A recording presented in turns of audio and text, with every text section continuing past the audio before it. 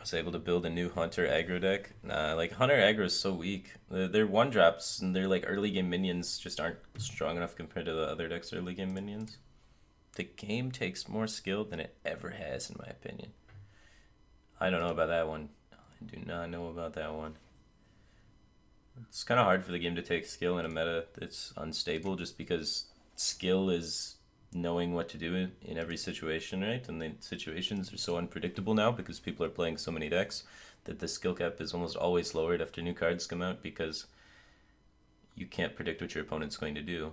If you can't predict what your opponent's going to do, how do you play around it? You don't. So I think there needs to be a much more refined meta for skill to come into play, or for us to see the effects of the new expansion causing skill. When do I think the meta will be settled? How long did it take the previous meta to be settled? That. It usually takes like 3 weeks before everyone starts going back to Face Shaman, right? So wait 3 weeks and Face Shaman will be back. Aggro is not as prevalent. Well, aggro is just as prevalent, you just gotta wait for it to happen. Aggro decks are generally speaking a lot harder to make because control decks, you put in all the removal, you put in the good cards.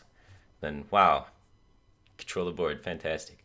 Every turn you play one minion, and it's a nice, easy control game, everybody loves it. And then aggro decks, you have to figure out the exact right amount of damage to put in your deck to be able to kill people, which is a bit trickier. I think aggro takes more skill, but I guess I'm in the minority. But you know, of course I'd think that as an aggro player. Mill Rogue is a pretty interesting deck. I've played it in tournaments before.